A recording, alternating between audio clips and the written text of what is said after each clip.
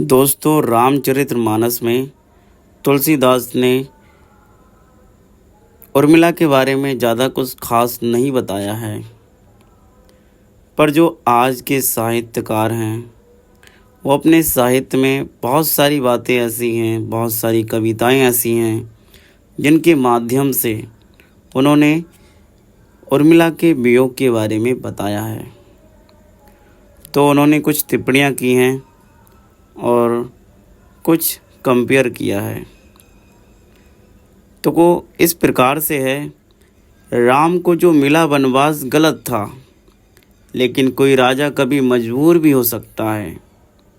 जिद पर अड़ जाए जो रूठी हुई सौतेली माँ, बाप बेटे से बहुत दूर भी हो सकता है।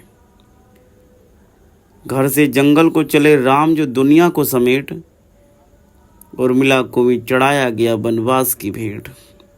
सिर्फ पत्नी ही नहीं खुद को भी कुर्बान किया, छोटे लक्ष्मण ने बड़े राम पर एहसान किया।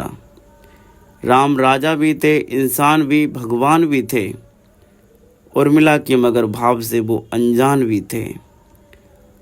दर्द उसका दीवार से निकला ही नहीं, उसमें जो मोम था वो धूप से कभी पिघला ही नहीं। एक चिंगारी बिना भड़के हुई राख में राख, एक चिंगारी बिना भड़के हुई राख में राख, उसके अश्कों से न भीगी कभी इतिहास की आग। ऐसा किरदार कि जिसका कोई किस्सा ही नहीं, उर्मिला राम के वनवास का हिस्सा ही नहीं।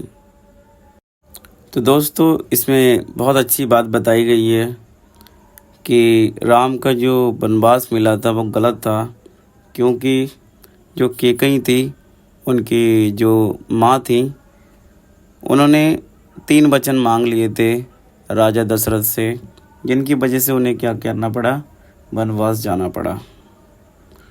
तो जब वनवास गए तो उनके साथ में उनके भाई लक्ष्मण भी कहने लगे कि मैं भी जाऊंगा। तो ये चीज़ें थी उस समय।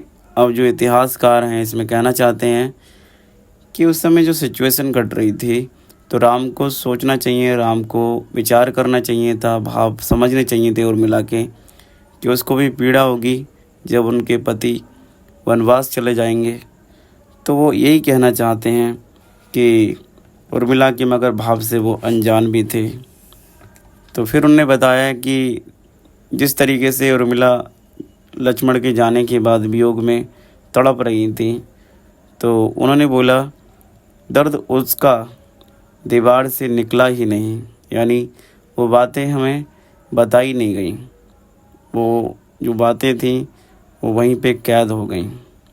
ठीक है। तो उसके बाद बताया उसमें जो मोम था वो धूप से कभी पिघला ही नहीं, यानी जो लेखक थे, जो और भी चीज़ें हैं जो बताई जाती हैं, उनके माध्यम से वो बातें नहीं बताई गईं। एक चिंगारी बिना भड़के हुई राख में राख। तो देखो, इसमें ये बात कही गई है, एक चिंगारी बिना भड़के हुई राख से राख, उसके अश्कों ने या उसके अश्कों से ना भीगी कभी इतिहास की आँख। यानी कहने का मतलब ये है कि उसके अश्कों से इतिहास की कोई जो आँख है, ठीक है, इसके मतलब ये है कि उससे इतिहास पर कोई फ़र्क नहीं पड़ा। ठीक है।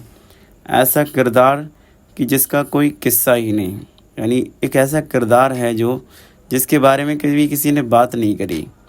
तो ये भी बहुत अहम बात है कि उनके पति जो है लक्ष्मण, वो वनवास चले जाते हैं 14 वर्ष के लिए, और वो उस संकट को, उसकी पीड़ा को सहन करती हैं।